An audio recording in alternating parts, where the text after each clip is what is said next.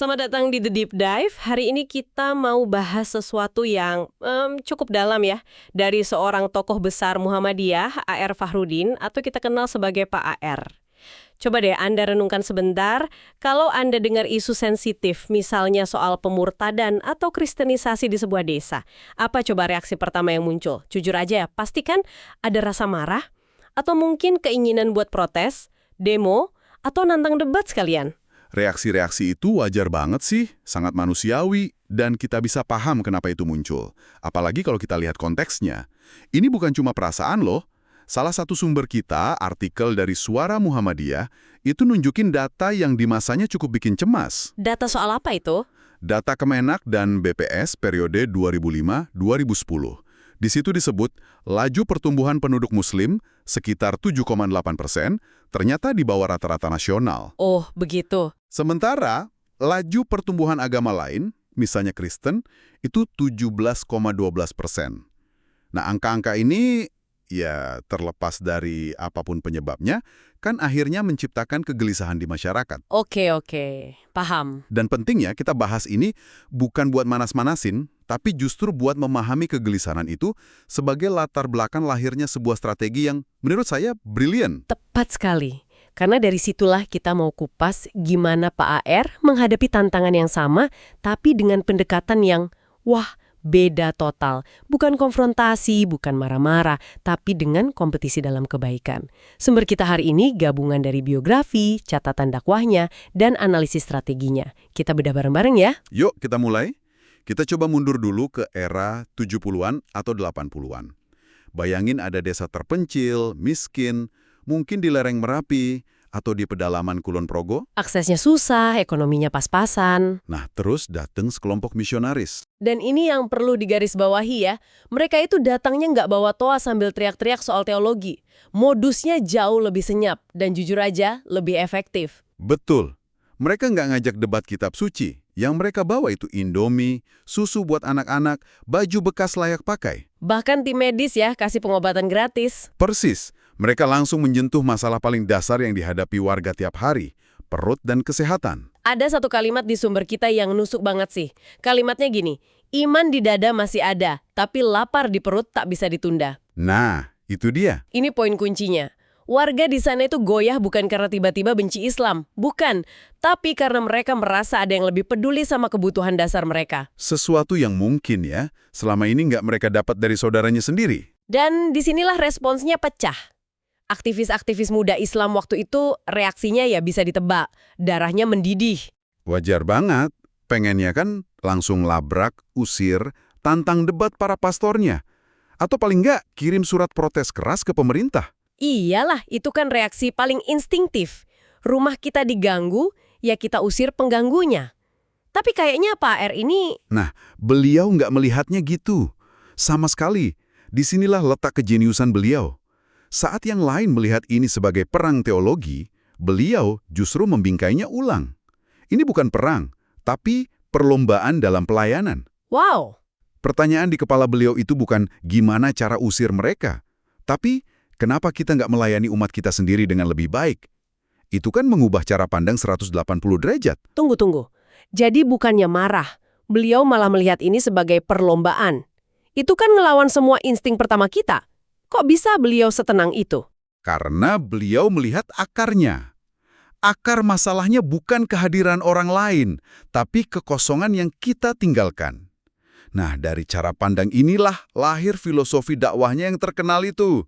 Pak A.R. sering bilang, dakwah itu harus kayak garam, bukan gincu. Oke, garam versus gincu. Menarik. Coba kita bedah. Gincu lipstick. Itu kan sifatnya mencolok ya? Betul. Kelihatan di permukaan, warnanya ngejreng. Tapi kalau dirasain, ya hambar. Cuma polesan luar aja. Persis. Nah, kalau garam, wujudnya malah nggak kelihatan kalau udah larut di masakan. Hilang dia. Tapi rasanya? Rasanya meresap ke semua bagian, bikin segalanya jadi lebih enak. Tanpa garam, masakan seenak apapun pasti hambar. Garam itu esensi yang dirasakan, bukan penampilan yang dipamerkan. Dan ini yang beliau praktekkan langsung.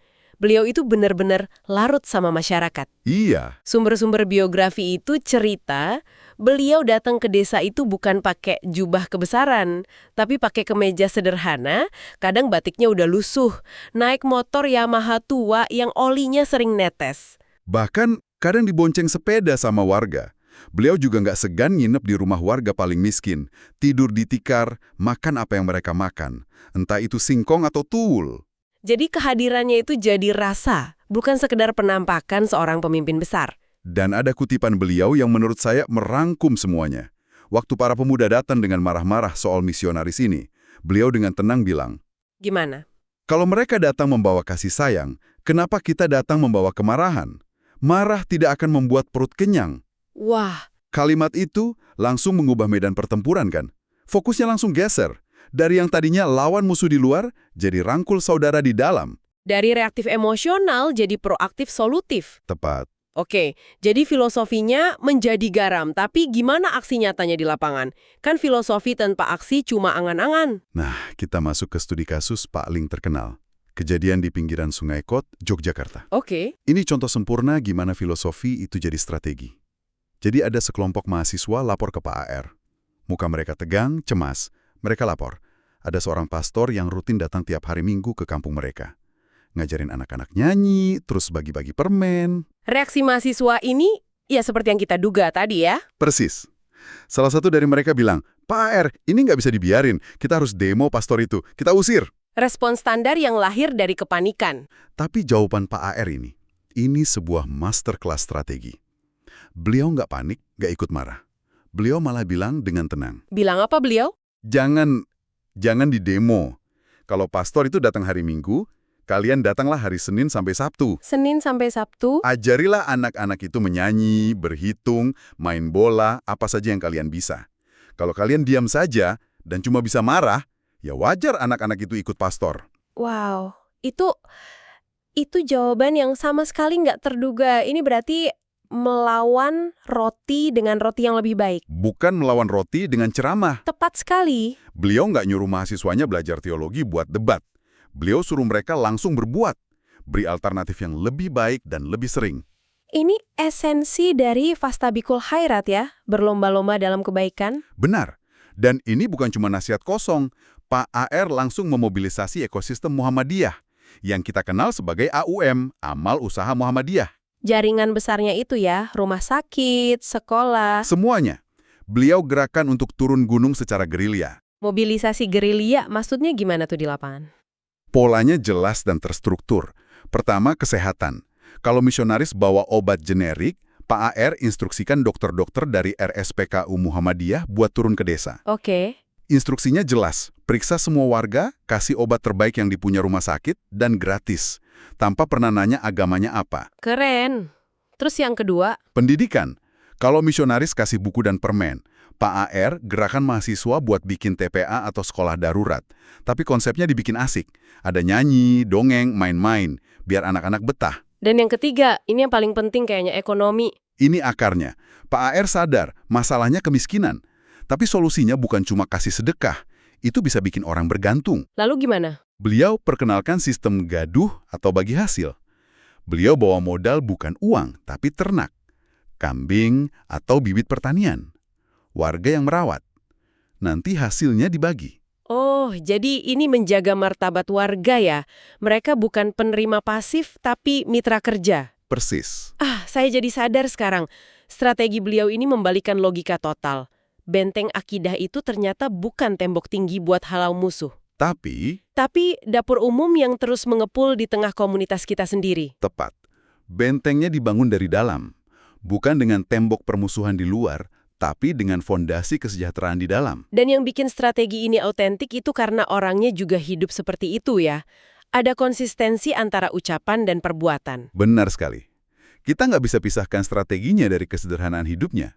Ada cerita, pernah perwakilan PT Astra datang ke rumahnya. Mau ngapain? Ngawarin mobil Toyota Corolla DX keluaran terbaru. Gratis, sebagai hadiah.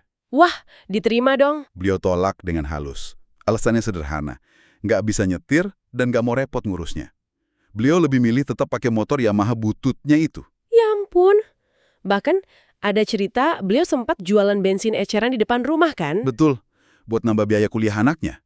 Bayangin, Ketua Umum PP Muhammadiyah menjabat 22 tahun, sampai akhir hayatnya nggak punya rumah pribadi. Kesederhanaan ini bukan pencitraan, tapi prinsip hidup. Dan kearifan sosialnya ini berlaku di semua situasi. Ada cerita menarik waktu beliau diundang pimpin yasinan. Yang mana itu kan bukan tradisi lazim di Muhammadiyah. Nah, ini situasi canggung, apa yang beliau lakukan? Nolak dan bilang bid'ah. Sama sekali enggak. Beliau datang, tapi karena nggak terbiasa, beliau malah nanya ke jemaah. Bapak-bapak, biasanya acara kayak gini gimana urutannya? Oh, beliau bertanya dulu.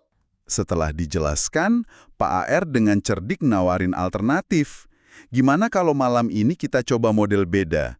Sambil baca, saya coba terangkan makna dan tafsir ayat-ayatnya. Itu cerdas banget sih, tapi ada resiko ditolak kan? Justru karena beliau datang dengan rendah hati, tawarannya disambut antusias.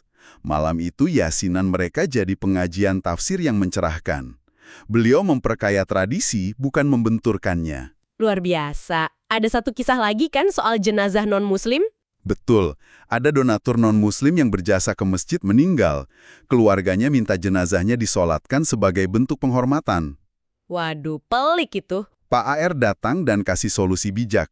Beliau izinkan peti jenazah masuk masjid, tapi diletakkan di sisi ruangan, bukan di depan imam. Kenapa di samping? Saat anak almarhum bertanya, jawaban Pak AR itu meneduhkan banget. Beliau bilang, yang di depan itu kan untuk orang Islam. Kalau non-muslim, kami letakkan di samping. Ini cara kami menghormati dan mengistimewakan Anda sebagai tamu kami. Wow, menemukan cara menghormati semua pihak tanpa melanggar prinsip. Ini menunjukkan penguasaan ilmunya yang dalam, justru bikin beliau makin luas ya, bukan kaku. Tepat. Jadi, pelajaran utamanya apa dari semua kisah ini? Buat saya, benteng akidah yang paling kokoh itu bukan tembok kemarahan atau retorika permusuhan. Tapi, fondasi yang dibangun dari pelayanan, kepedulian, dan aksi nyata. dan ada pesan reflektif yang kayak menampar kita semua ya.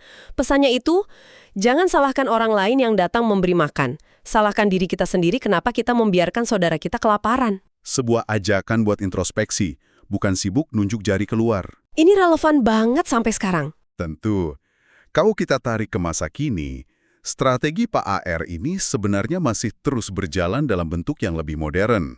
Contohnya? Waktu Anda dukung lembaga zakat yang kredibel, kayak Lazismu atau lembaga amil lainnya, pada dasarnya Anda itu sedang menjalankan strategi Pak AR. Jadi itu bukan sekedar donasi ya? Bukan. Itu cara kita mengubah kepedulian jadi aksi nyata yang sistematis. Dana itulah yang jadi roti, obat, dan modal usaha buat saudara kita. Itulah benteng akidah paling nyata zaman sekarang. Sebagai penutup, kami ingin meninggalkan Anda dengan sebuah pertanyaan untuk direnungkan. Prinsip melayani lebih baik daripada melawan lebih keras terbukti sangat efektif di masa Pak AR. Sekarang, coba lihat sekeliling Anda. Di area mana dalam kehidupan profesional atau pribadi Anda saat ini, pendekatan serupa mungkin bisa membuka jalan keluar dari